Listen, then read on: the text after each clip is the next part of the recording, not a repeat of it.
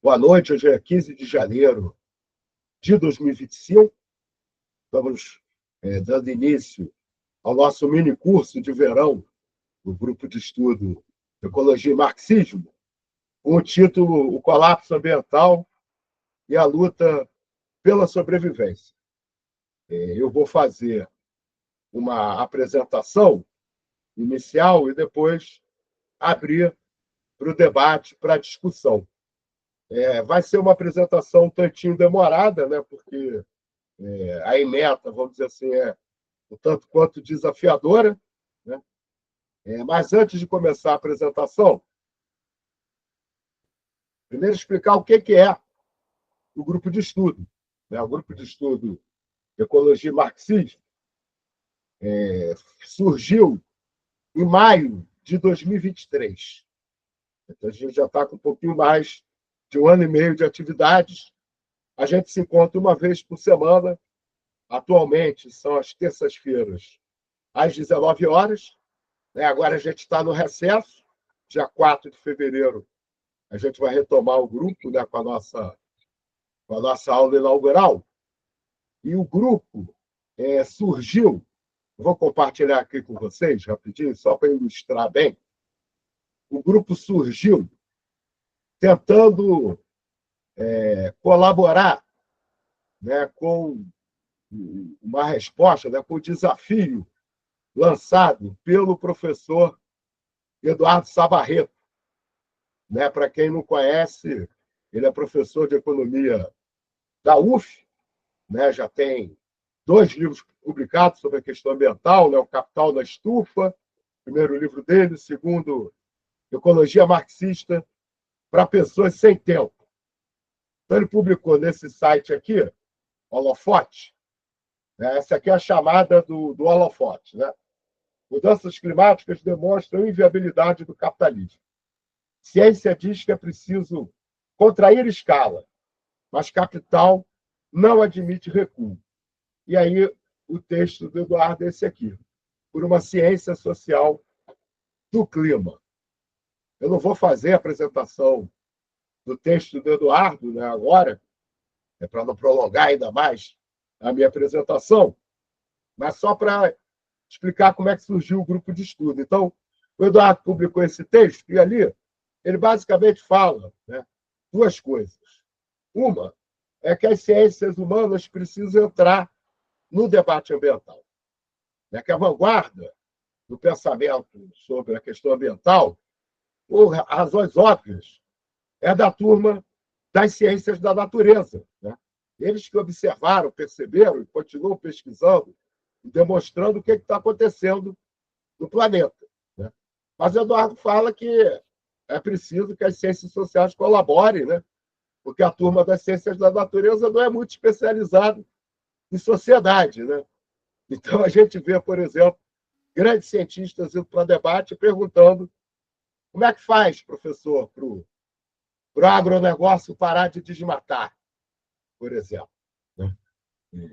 Então, o Eduardo faz esse desafio e, mais especificamente, né, dentro das ciências humanas, para o marxismo, como, né, a corrente de pensamento, né, que faz a crítica do capitalismo desde a sua origem, né, a importância também do marxismo entre as ciências humanas para, né, a gente fazer esse debate.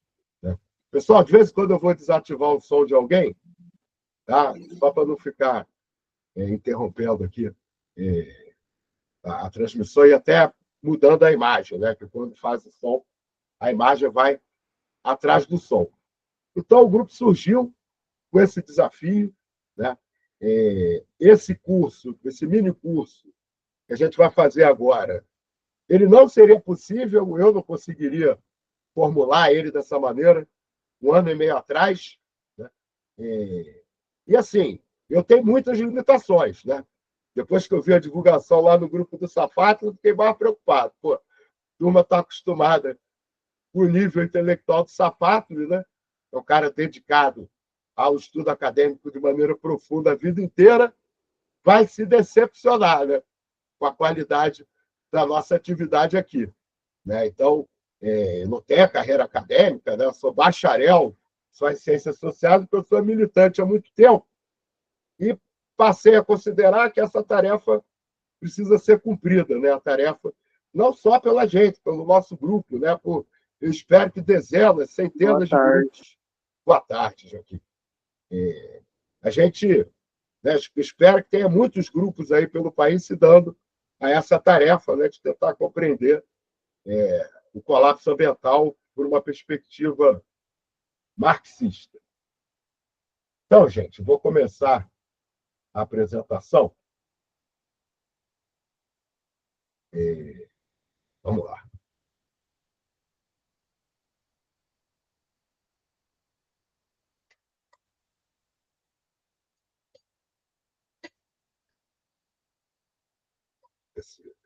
Partilha esse certo.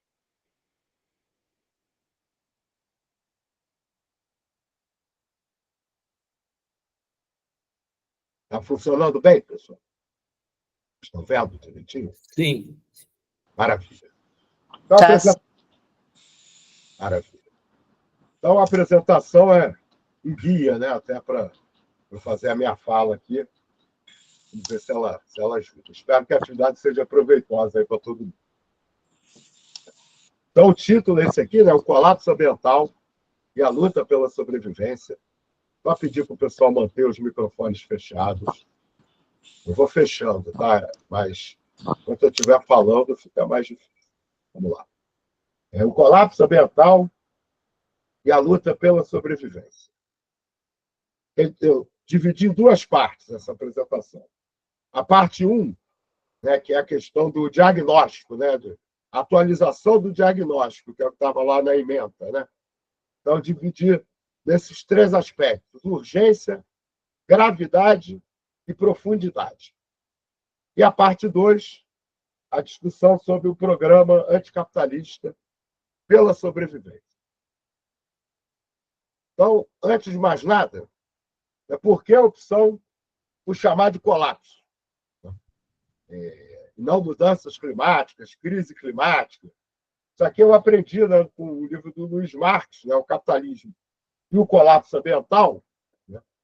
A gente aprende ali com aquele livro que o colapso ambiental é uma convergência de crises ambientais. Então, é um colapso, porque não é passageiro, né? As condições ambientais do planeta já mudaram, vão continuar mudando ainda durante um bom tempo. Né? Isso não vai passar. Então, as condições em que a humanidade viveu, né, pelo menos desde o surgimento da agricultura até hoje, já desapareceram, o planeta ainda vai mudar mais. Né? Então, houve o colapso daquelas condições ambientais, né, entre a agricultura e a industrialização, vamos dizer assim. Né? E ele é fruto de várias crises ambientais, né? Ou vários colapsos ambientais. Não vai dar para ter o telefone agora, não.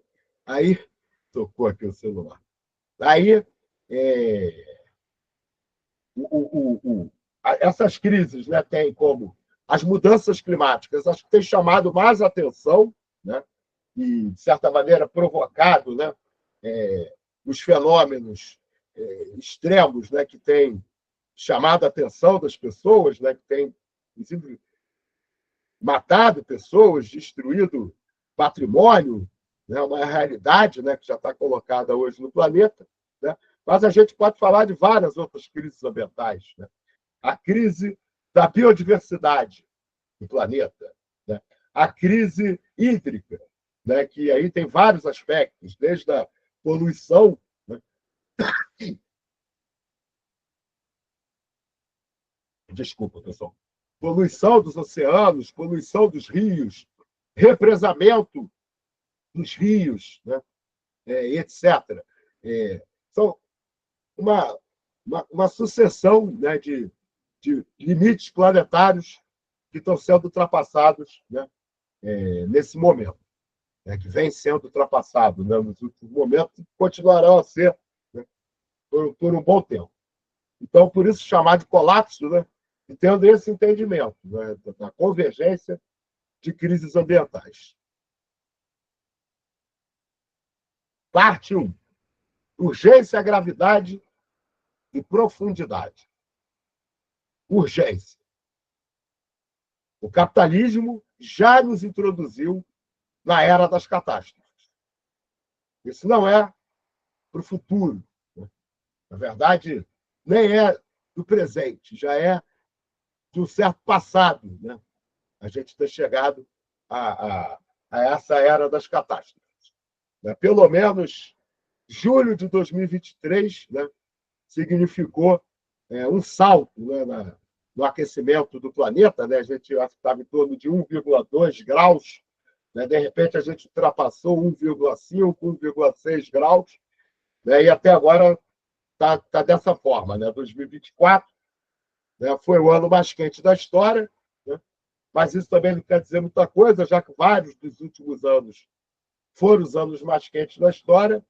Mas o mais importante, né, é a gente entender que em 2023 teve esse salto, né, de 1,2 para mais de 1,5 graus, né, fazendo, de certa maneira, um crescimento não linear. Né? E aí muitos cientistas foram surpreendidos ou se declararam surpresos, né, com a mudança como transcorreu a partir de 2023.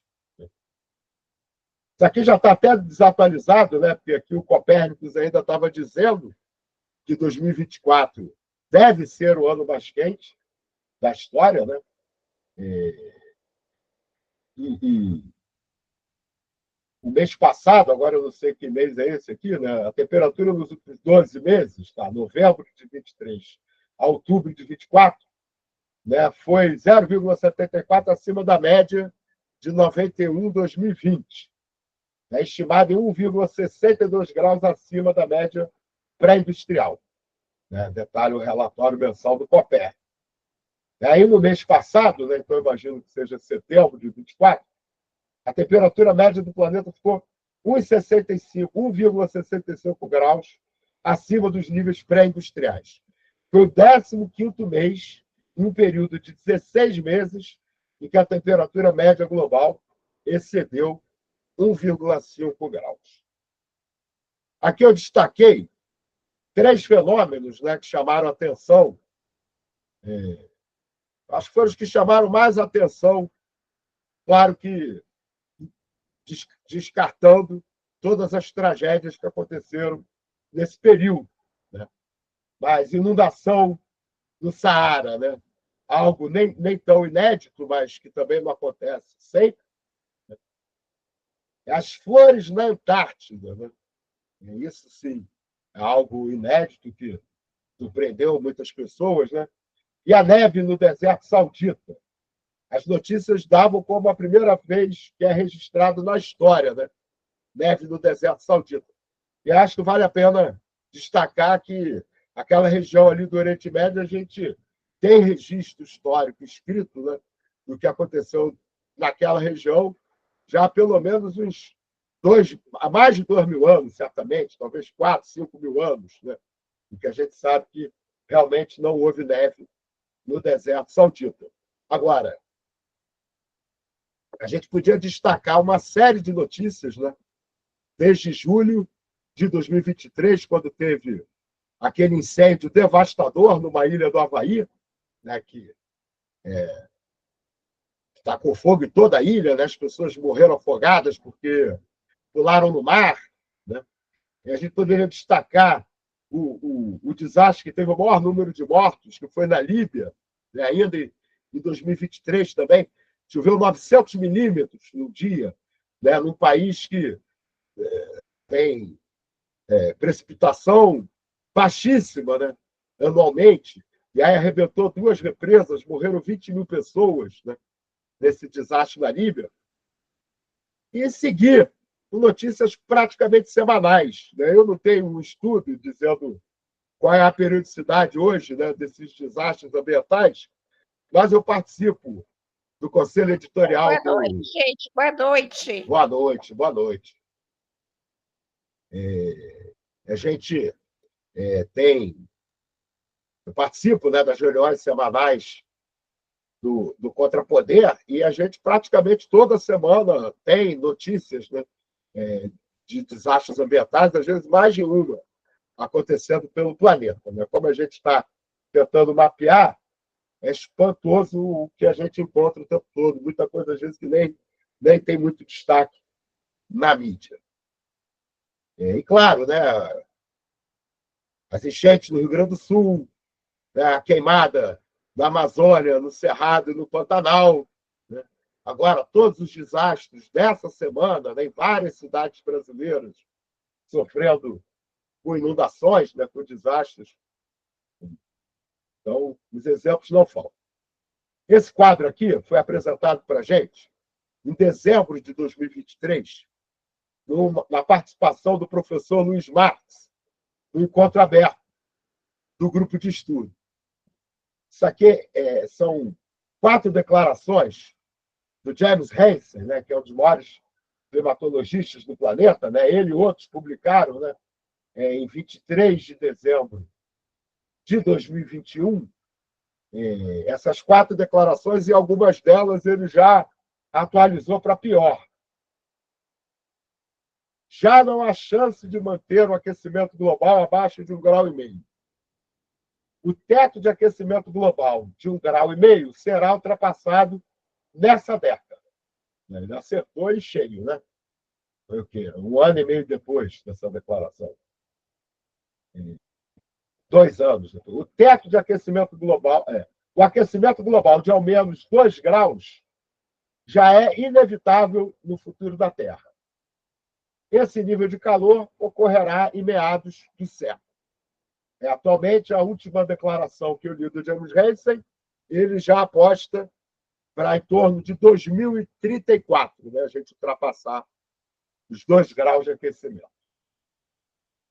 Esse aqui é o Michael Mann, outro, né, cientista importante também, quadro trazido pelo Luiz Marques, né, para o nosso encontro. Para não ultrapassar o limiar de 2 graus, os níveis de CO2 devem se manter abaixo de 405 partículas por milhão. Em 2023, a gente encerrou o ano com mais ou menos 420 partículas por milhão. Isso aqui significa, né, que já está encomendado. Né? E ele acha que até 2036, né, a Terra cruzará o limiar perigoso do clima até 2036, né, que são esses 2 graus. Então, isso aqui quer dizer, né, 405, o limite para não ultrapassar 2 graus. A gente terminou 2023 com 420, em 2024 as emissões cresceram mais, né? Então já está encomendado, não há nada a fazer para impedir que a gente ultrapasse os 2 graus. E essa informação é muito importante para a gente poder pensar como será a realidade na próxima década, né? Que nós vamos viver os próximos 10 anos. Né? O capitalismo já nos introduziu na era dos desastres. No último ano e meio, a gente experimentou o que é estar 1,5 graus acima, né, das temperaturas entre 1850 e 1900. Né? O IPCC, inclusive, reconheceu que os efeitos, não só a gente chegou a 1,5 grau antes, muito antes do que eles esperavam, né, do que o Acordo de Paris tentava evitar e etc., como os efeitos de 1,5 grau têm sido mais intensos do que o IPCC tinha previsto também. Gravidade. Bom, o Rodolfo Salme está aqui. Né? O Rodolfo é dos que defendem, né, que o colapso da humanidade já é inevitável, né, Rodolfo? E que a nossa luta é uma espécie de tratamento paliativo da humanidade, para a nossa extinção ser com o mínimo de sofrimento, o mínimo de dor possível. Eu ainda estou trabalhando, Rodolfo. Espero que você esteja errado, que eu esteja certo.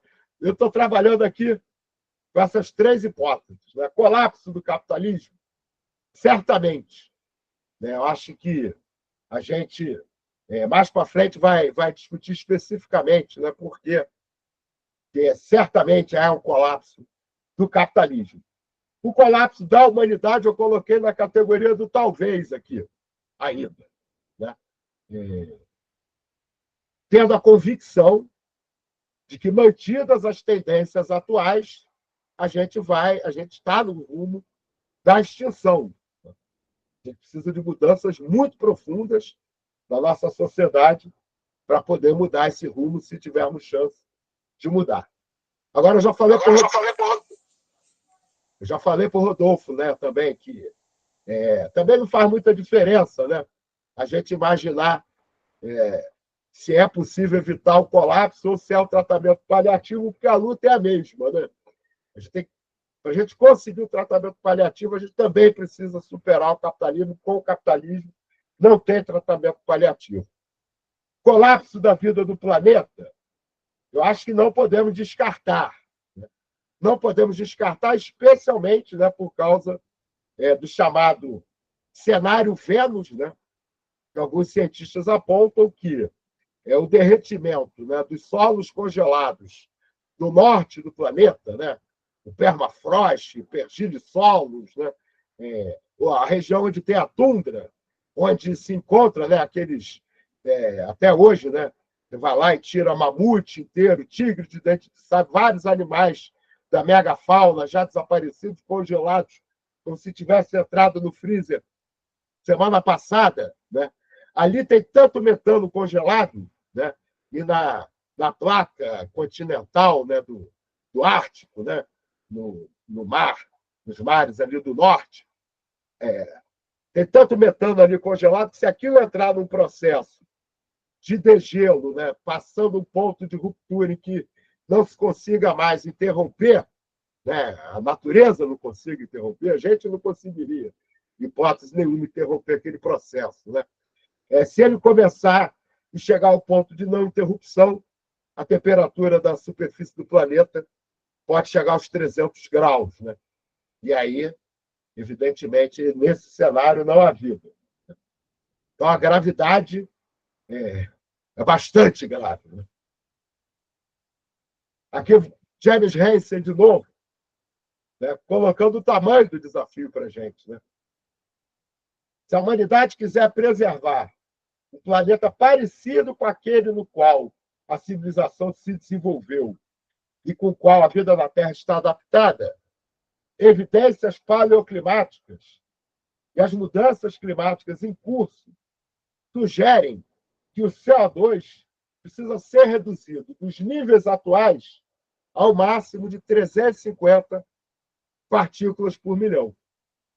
Então, o desafio não é simplesmente, não é nem de longe reduzir as emissões. O desafio não é nem parar as emissões. A gente precisaria, na verdade, retirar, fazer emissões negativas, retirar. Né? Hoje a gente está com mais de 420 partículas por milhão para retornar a 350. Né? E aí, me parece, né, que não tem máquina que faça isso, não tem tecnologia que tenha essa capacidade. Né? A única possibilidade de ser alcançado, se é que é possível, é com reflorestamento. Né? Basicamente, com reflorestamento e parar de destruir, né? De emitir. Esse gráfico aqui, eu acho bem interessante. Primeiro que ele ajuda a gente a quebrar as pernas dos negacionistas toscos, né? Que vem com argumento, sempre vem com argumento, o que está acontecendo é um ciclo natural do planeta. Então, aqui, as variações de temperatura, desde 20 mil anos atrás, o zero é o início, é o surgimento da agricultura. Né? O zero está aqui no surgimento da agricultura. Então, 20 mil anos atrás estava menos 3 graus, teve um ciclo de aquecimento, uma pequena interrupção. Né? Esse ciclo de aquecimento, né, é interrompido, né, uns 4 mil anos atrás, mais ou menos, né? E aí a gente estava num ciclo de resfriamento do planeta. Repare como é que o ciclo natural ele é irregular. Né? Ele vai, aí volta um pouquinho, sobe outra vez, desce de novo. A partir da Revolução Industrial, além da gente interromper o ciclo natural, era de resfriamento, a gente produz aqui quase que uma reta, né? Que é absolutamente, claramente artificial. Ela não é produto da natureza. É produto do nosso, né, da ação, né, da emissão de gases de efeito estufa, né, pela humanidade. Então, antes, né, evidentemente, a humanidade, né, ela já tinha, né, claro que interferido na vida do planeta, né, mas não tinha conseguido ainda ser uma força, né, superior a outras forças do planeta ao ponto de reverter o ciclo natural e produzir isso aqui. Né? Esse gráfico está um pouco desatualizado, né? Ele está aqui, ó, antes de julho de 23, né? 1,2 graus. A gente já está mais aqui para cima, né? Estamos com 1,5 graus. Pelo menos nesse momento. Aqui também está desatualizado, está colocando, né, os 2 graus em 2050. Né? E a gente viu ali a previsão de 36, né? O James Hansen, se eu não me engano, falou em 34. E aqui provavelmente também já está desatualizado, precisar esperar chegar em 2100 para chegar a 4 graus. Esse outro gráfico aqui, ele é o gráfico produzido pelo aquele projeto Limites do Crescimento. Esse projeto surgiu, foi publicado o livro em 1973, baseado na lógica, né, de que, como o capitalismo demanda crescimento infinito, mas o planeta não é infinito, desde 1973 eles calculam quando será o colapso do capitalismo. Não se haverá o colapso do capitalismo, mas quando será o colapso do capitalismo. E eles eram otimistas, né? E mais antropocêntricos, assim, acreditavam. Ângela, pedir para você desligar aí seu microfone, por favor. Eles acreditavam, né, que esse alerta deles ia conseguir produzir as mudanças, né, que até poderiam salvar o capitalismo, evitar o colapso do capitalismo. Com o passar das décadas, eles foram ficando mais pessimistas, né, com relação a essa expectativa, né, de conseguir evitar o colapso do capitalismo. Essa aqui é a atualização de 2023, né? Eu estava fazendo 50 anos da primeira publicação. E aí, o que estou registrando aqui, na verdade, é o início do colapso. Vamos olhar aqui, ó, com algum detalhe, né? Então, primeiro aqui são os recursos naturais não renováveis, né? Essa linha roxa aqui. Então, o que está em linha contínua é a atualização, tá? O pontilhado é a última atualização deles. Acho que foi há 7 anos antes de 2023. 5 a 7 anos antes. Né? Então, eles calcularam, né, que em 1900 tinha mais recursos naturais não renováveis do que eles esperavam. Né? Então, eles atualizaram aqui para cima. Aqui não mudou muita coisa, enquanto as duas linhas, a expectativa deles de recursos naturais não renováveis para 2100 está aqui embaixo, né? Bem abaixo. Depois, aqui, a poluição persistente. A poluição persistente, na verdade, a atualização ficou bem mais pessimista, né? Porque, olha só, a atualização, a poluição persistente vai terminar aqui em cima.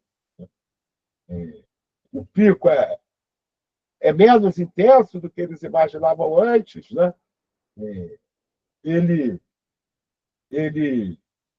diminui menos, né? Não tem ainda o início da curva de diminuição, como aqui na última atualização deles, que é essa linha, né? E a poluição termina muito mais alta em 2100 do que eles esperavam há 7 anos atrás. População. Aí começa o drama de verdade. Né? Não tem muita diferença entre uma linha e outra. Né? vamos ao que interessa diretamente, né? Então, nós estamos aqui, né, na atualização deles. O pico, né, da população do planeta é onde nós estamos, né, aqui, ó, 2025 aqui, né? Isso aqui é o pico, né, da população do planeta. Então, eu já li alguns trabalhos, né, apontando que a expectativa mantida das tendências atuais seria a população do planeta chegar a 11 bilhões de pessoas em 2100.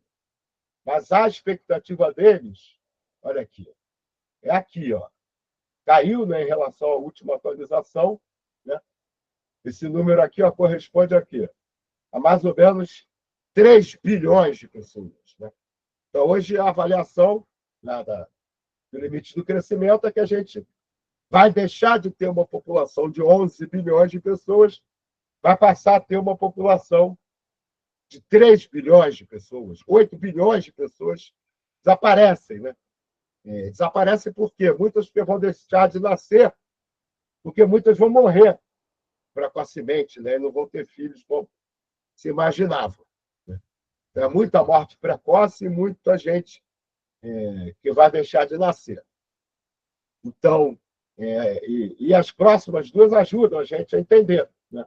Olha aqui, produção, né, de alimentos. Por que a população cai, né, até mais suavemente do que as causas? Olha aqui em verde, né?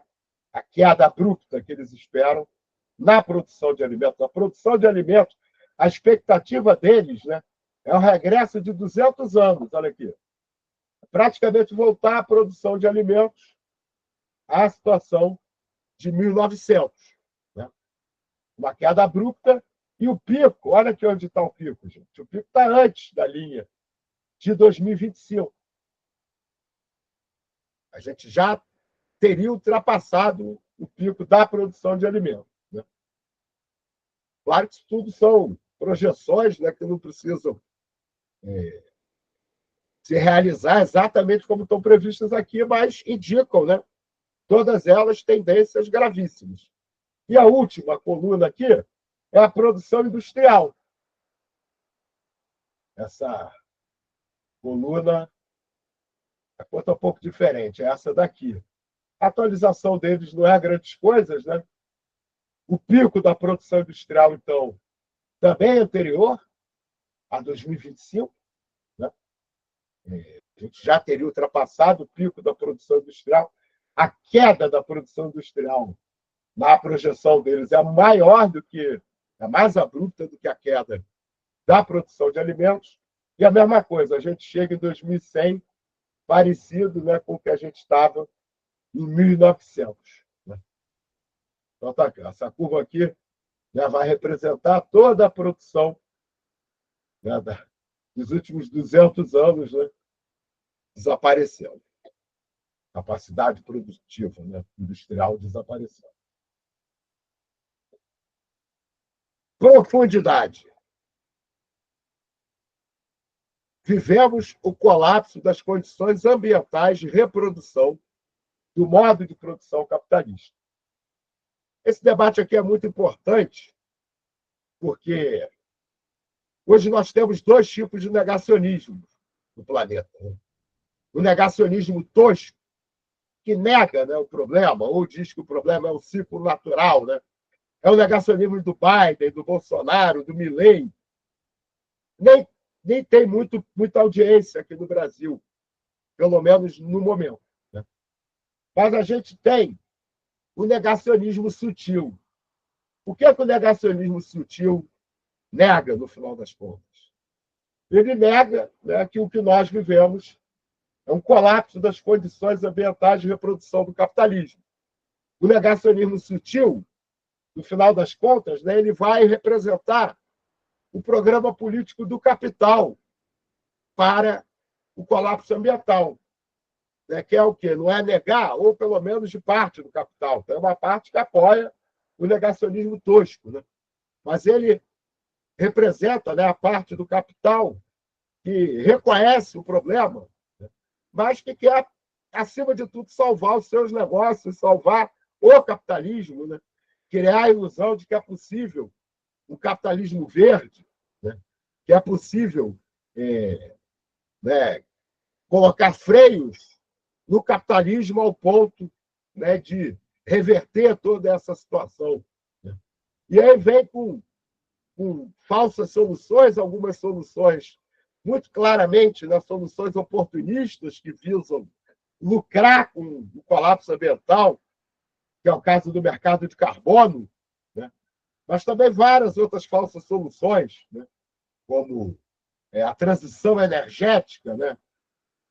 Eólicas, energia solar, eólica e as hidrelétricas como se fossem energias limpas e que como tivessem, inclusive, capacidade de substituir os combustíveis fósseis na quantidade de produção de energia sem produzir devastação também, né? É uma coisa botar uma placa solar no seu telhado, né? Outra coisa é você fazer fazendas solares, né? Substituindo terra que podia ter floresta, que podia ter produção familiar alimentar para produzir eletricidade, né? Então, o negacionismo sutil nega essencialmente essa ideia aqui, né? De que o que está acontecendo é o colapso do capitalismo. E aí acaba sendo também o refúgio para a esquerda reformista. Porque hoje, qual é um dos grandes obstáculos, né, para o pensamento da esquerda sobre o colapso ambiental? É uma esquerda, né, hoje no mundo, em quase todos os países, hegemonizada, né, pela ideia de que não é possível superar o capitalismo, né, o limite da ação da esquerda é a domesticação do capitalismo, é universalizar o modelo do bem-estar social europeu para o mundo inteiro, né? Isso sempre foi um equívoco, né? Imaginar que isso fosse possível, né? Mas hoje, né, essa perspectiva não é possível superar o capitalismo, só é possível reformar o capitalismo quando olha para a questão ambiental, corre para o mesmo refúgio que o capital criou, do negacionismo sutil, né? Então, vai lá e defende essas falsas soluções, ou defende até a financiarização. Ô, Renato, posso te falar um negócio? Cleide, eu preferia que a gente falasse só no final, tá? Não, meu amor, é porque você fala tanto de ambientação, mas vocês são os primeiros a atacar Tá, cerveja na rua, latinha de cerveja na rua, bituca de cigarro na rua. Tá bom, Cleide. Vocês são os Obrigado. primeiros a atacar. Tá bom, obrigado. Não tem. Isso aqui não é um encontro democrático, tá? É o método que a gente vai fazer. Eu vou fazer a apresentação, depois a gente vai debater. E provocações como essa, né, claramente uma provocação, é sumária, exclusão sumária. Tá? Não é provocação, é verdade, né? Porque como Tá que bom. você luta por uma causa e fica jogando lixo na rua? Bom, estamos sobre um ataque. Né? Não, ataque não, né? Eles estão Olha certos. só, eu vou Você tem que deixar. aceitar. Não, É a não. verdade. Eu não tenho que aceitar, não. Olha só. Todas as pessoas. Vai Olha ter que só aceitar nada. sim, vai ter que Olha aceitar. só nada. Tá Todas pensando as que você é quem? pessoas. Vai ter que aceitar, entendeu? Pois é. Fala Todas de as ambientalismo, pessoas mas não pede um que falam. churrasco no domingo. Não pede um Isso é churrasco. robô. Isso é um ataque programado. Todo mundo que falar, não tente me ajudar. Olha só, ninguém fala agora tentando me ajudar, porque eu vou considerar todas as pessoas que falarem como parte do ataque e eu vou removendo as chamadas. Já estou removendo várias aqui. Tem que remover 1 centímetro dessa tua testa, seu inútil. Esse aqui, quem foi que falou? Esse foi Natan? Bom, eu acho que ninguém mais vai poder ativar o microfone. Então, eu vou seguir. Eu acho que eu vou poder seguir e os robôs, se quiserem ficar escutando sem interromper, vão ficar escutando sem interromper. Vamos lá. Isso é sinal do sucesso da nossa atividade hoje. Normalmente, eu já tinha pensado nisso, né? Tanto que eu não permiti o compartilhamento de tela, né? para os convidados, porque normalmente compartilham coisas horrorosas, né?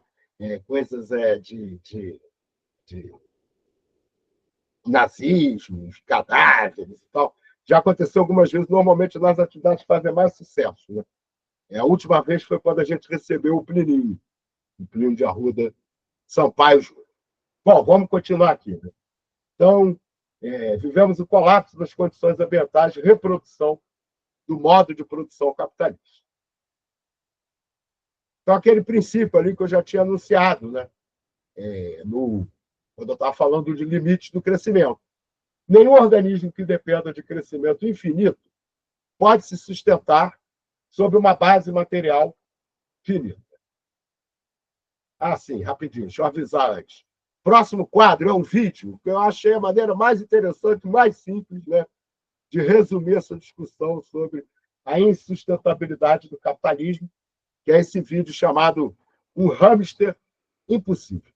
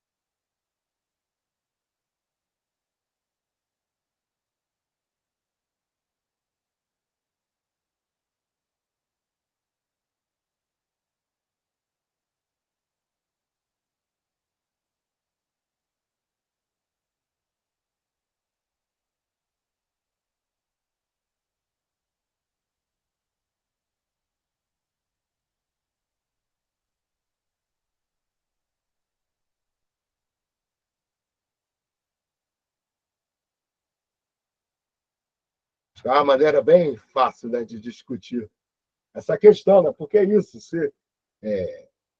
na natureza nada cresce para sempre, para que isso não aconteça, né? Os organismos eles têm um momento de desenvolvimento e depois estabilizam, né? O seu tamanho e etc. Né?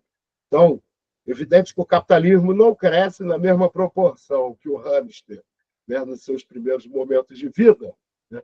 Porque se fosse assim, né, a gente já teria destruído o planeta. Né? Atualmente está crescendo, sei lá, 2, 3% ao ano, já cresceu mais, né? Está no momento de crescimento mais baixo, né? Mas ele já, né, esgotou a sua capacidade de existir. E por que isso? Né? Não é uma questão moral. Não é assim, os capitalistas são todos imorais e não querem, né, de jeito nenhum abrir mão do lucro. Né?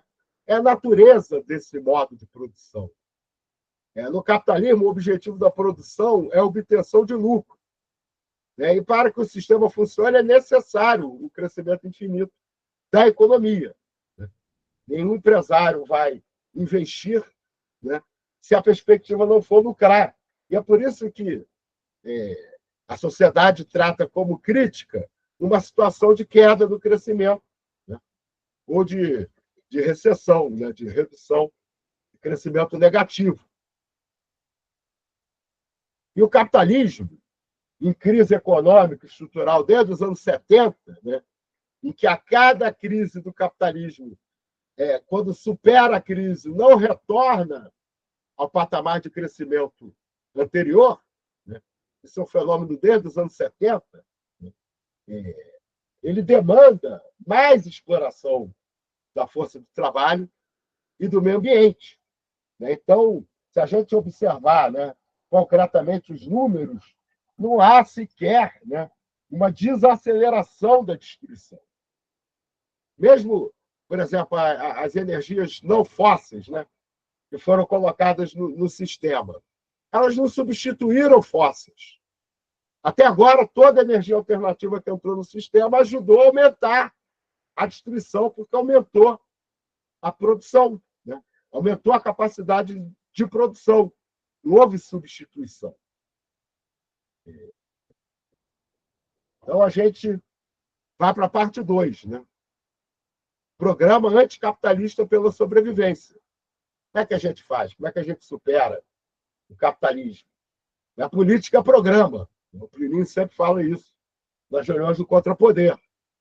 Quando a gente não tem o nosso programa, a gente faz o programa dos outros, né? Quando o nosso programa é inviável, a gente dá com os burros na água. Isso é o que explica um pouco o que virou o PT no governo, né? O PT tinha um programa inexequível. Qual era o programa do PT? Trazer o Estado do bem-estar social europeu para a periferia do capitalismo. Inexequível. E, ao governar, não conseguiu realizar o seu programa, está fazendo o programa do outro, disputando a dose de neoliberalismo, e não outra saída, por fora do neoliberalismo. Mas também é normal a gente imaginar que a esquerda, principalmente a esquerda radical, com toda a sua debilidade, desde a queda do leste europeu, a esquerda radical, a esquerda marxista, está nas cordas. E aí tem pouca capacidade não só de influenciar os rumos da conjuntura, mas com pouca capacidade de formulação também. A maior parte dos quadros da esquerda no mundo está pensando em como contribuir para o capitalismo verde. Está pensando em como influenciar a próxima COP, para ver se sai alguma coisa de bom, da ONU, da COP, etc. Não estão pensando em ruptura anticapitalista, para resolver o problema. Então, a gente vive acho que um problema natural de ausência de programa anticapitalista para o colapso ambiental. A gente precisa se esforçar, esse é um dos objetivos desse grupo de estudo, colaborar para que a esquerda radical tenha programa para fazer a luta política, desafiando tanto o negacionismo tosco como o negacionismo sutil.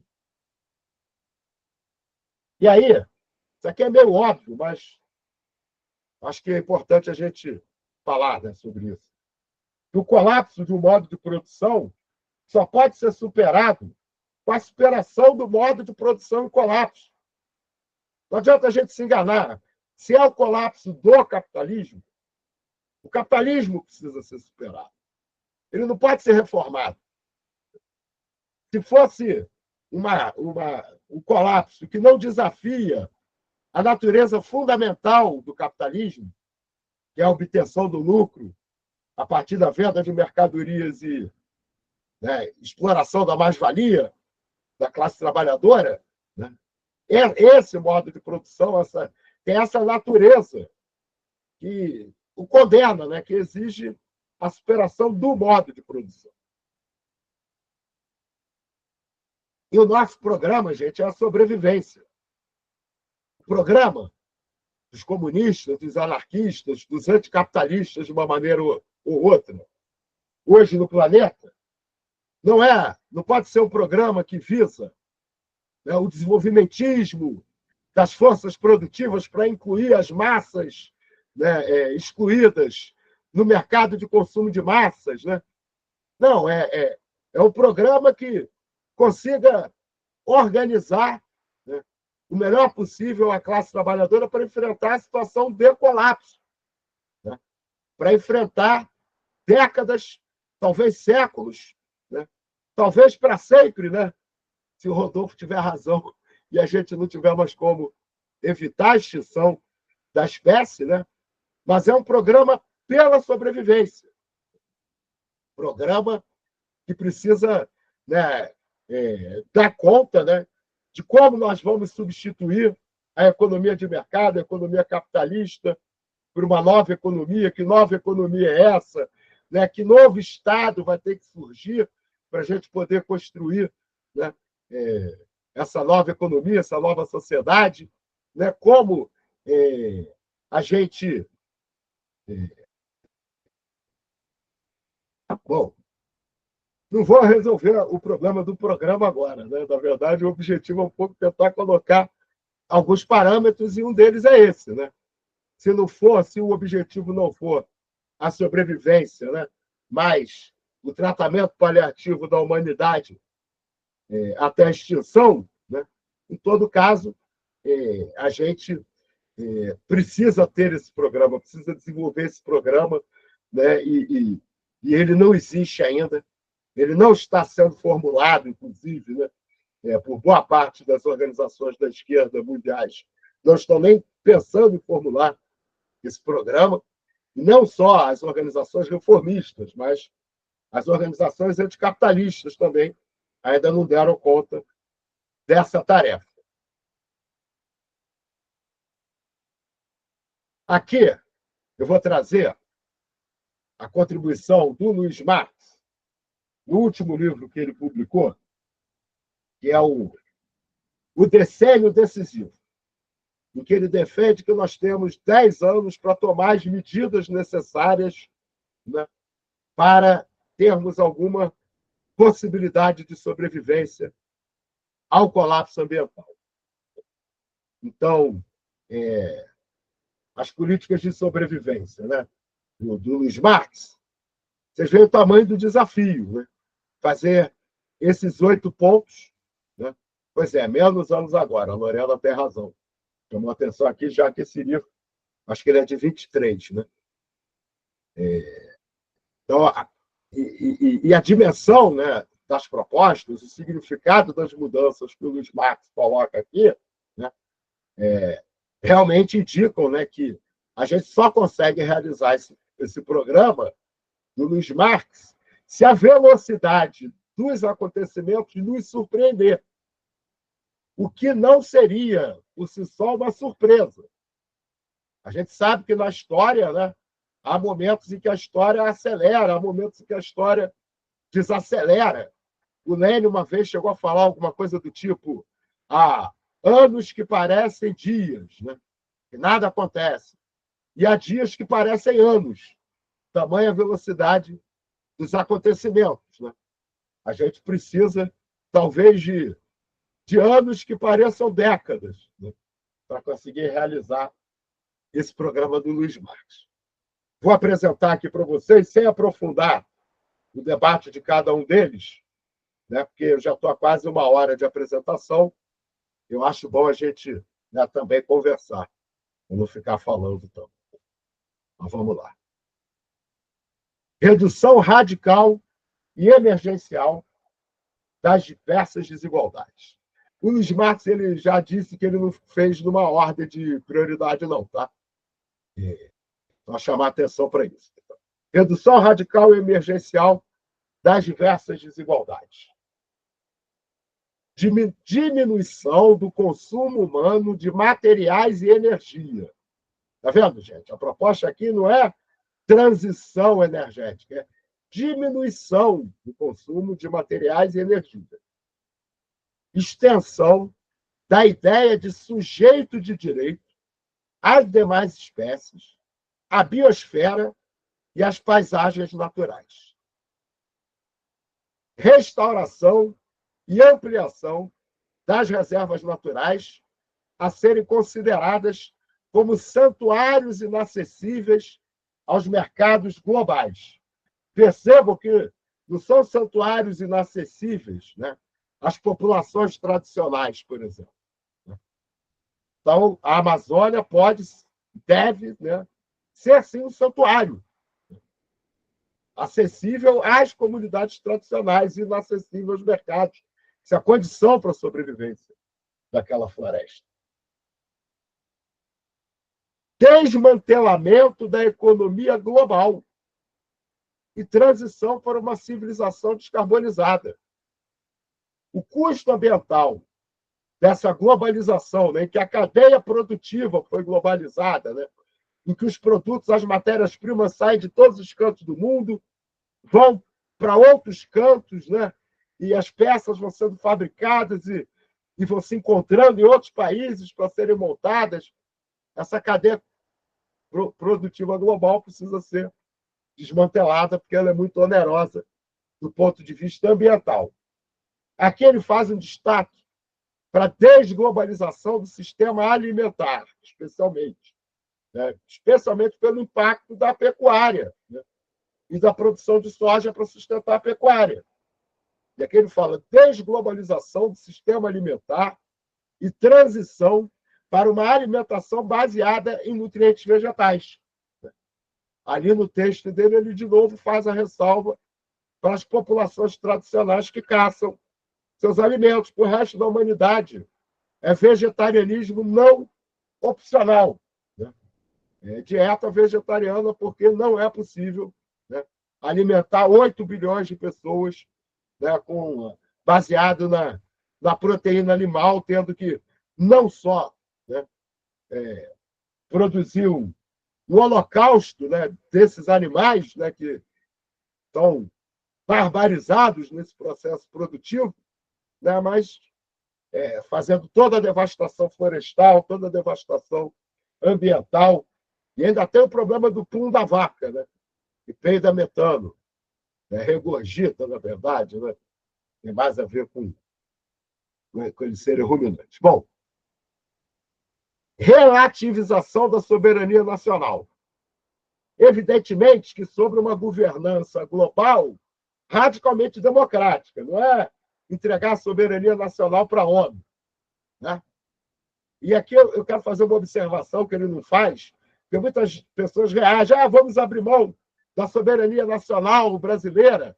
Gente, soberania nacional, de fato, é algo que muitos poucos países do mundo têm. Né?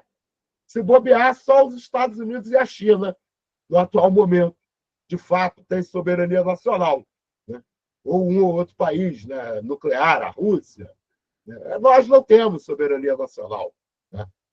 A gente não teve um golpe de Estado em 2022 aqui no Brasil, porque a Casa Branca era contra o golpe de Estado, o capital nacional também, né?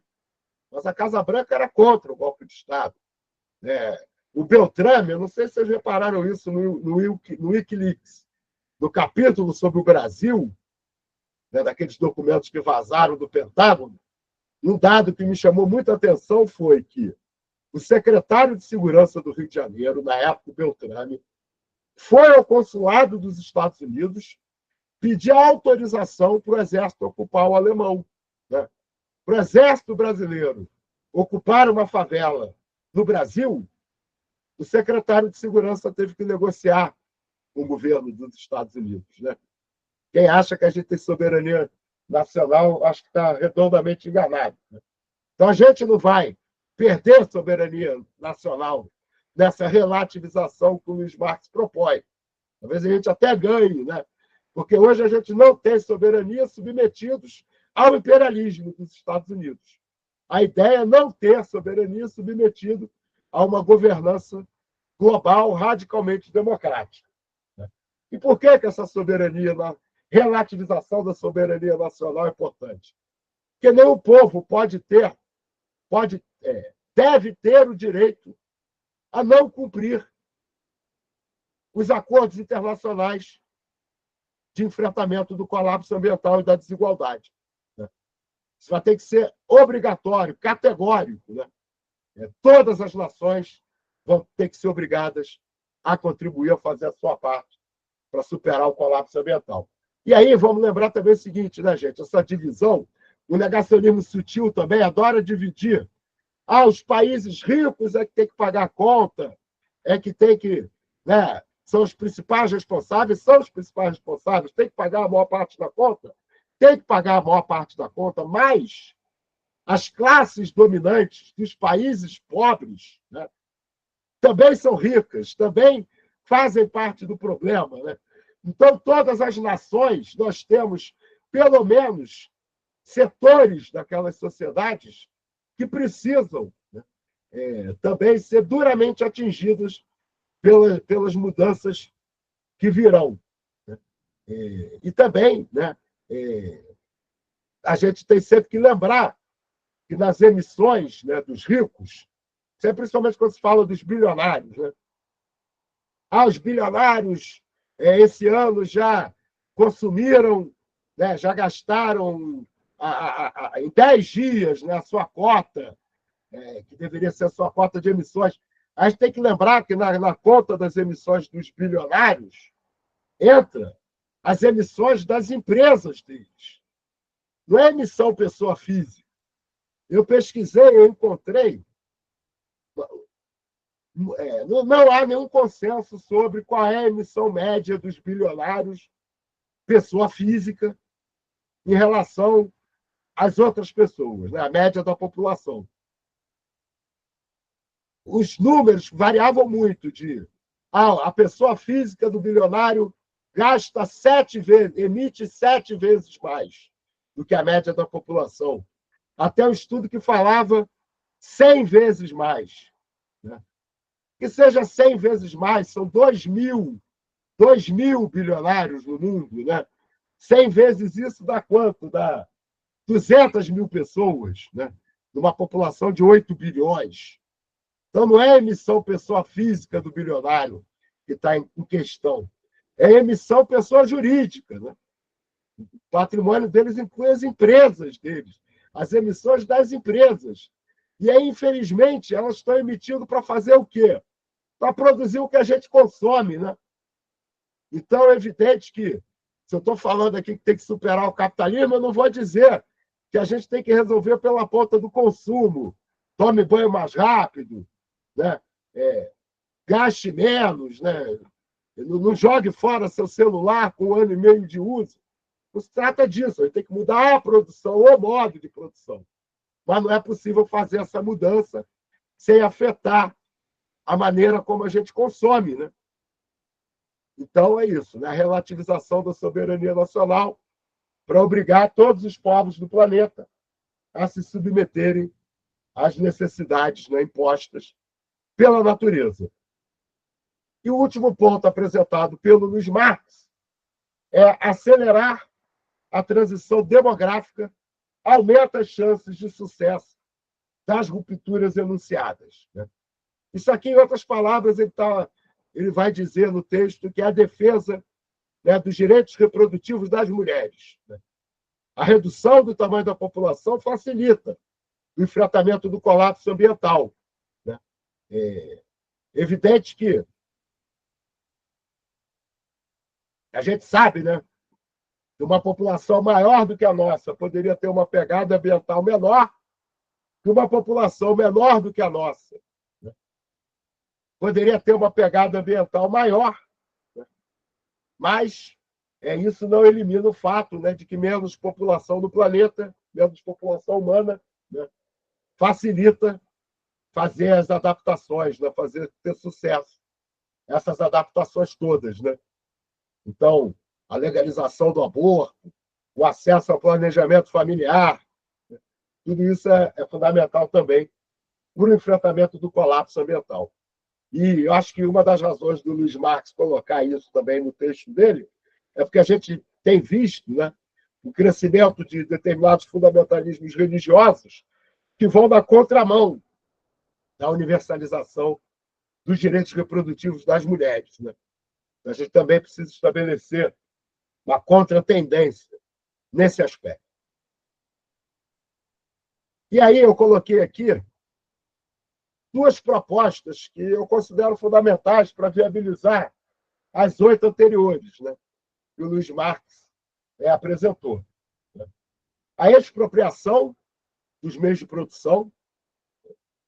Isso aqui por quê, né, gente? Porque é impossível, né, a gente conseguir qualquer enfrentamento, né, chegar perto das propostas do Luiz Marx ou qualquer outro tipo de enfrentamento do colapso ambiental se, né, se as decisões sobre a produção e o consumo não levarem em consideração, né, de maneira categórica as necessidades do combate ao colapso ambiental e à desigualdade. A gente já sabe há muito tempo que a propriedade privada dos meios de produção impede, né, historicamente, a superação da desigualdade. Ao contrário, vem aprofundando a desigualdade, né, ao longo da história do capitalismo. Mas hoje, né, a gente sabe que também, né, a propriedade dos meios de produção é um impedimento para que as decisões sejam tomadas levando em consideração a questão ambiental. e a substituição da economia de mercado pelo planejamento democrático. E, aliás, pensando, né, num desdobramento distópico, né, do colapso ambiental, que não seja extinção, mas que seja a superação do colapso ambiental por uma perspectiva fascista, né, por uma perspectiva ecofascista, eles também seriam obrigados a acabar com a economia de mercado. Mas aí a substituição não seria pelo planejamento democrático da economia. Seria pela experiência histórica da humanidade, né? Um planejamento autoritário. Né? O planejamento é inevitável, né? Para qualquer enfrentamento, até para adiar o fim do mundo. Mas um planejamento autoritário, e aí, né, com a exploração do excedente, não mais, né, através da mais-valia da venda de mercadorias, mas com essas experiências anteriores que a gente tem. Escravismo e servidão. Então, a gente precisa lutar para que a economia de mercado seja substituída pelo planejamento democrático, né? Porque a alternativa não é a manutenção, inclusive, da economia de mercado. É a distopia. A economia de mercado ser substituída, né, pelo planejamento antidemocrático e por uma espécie de neoescravismo. Bom, então eu encerro por aqui. Isso aqui é a logo do nosso grupo de estudo, com o nosso slogan. Não sei se eu cumpri o slogan hoje, mas esse é o nosso caminho aqui, né? Radicalizar os ecologistas, ecologizar os radicais. Esse é o desafio que a gente tem se colocado, né? E para não esquecer de convidar vocês para a aula inaugural de 2025, né, do nosso grupo de estudos, né, que vai ser com o professor Luiz Marques. Né? Ele esteve em dezembro de 23, participando do Encontro Aberto, vai retornar agora. Ano passado, a gente chegou a marcar, ele ficou doente. Às vésperas da nossa atividade, a gente teve que desmarcar. Né? E aí teremos esse Encontro Aberto com o Luiz Marques no dia 4 de fevereiro.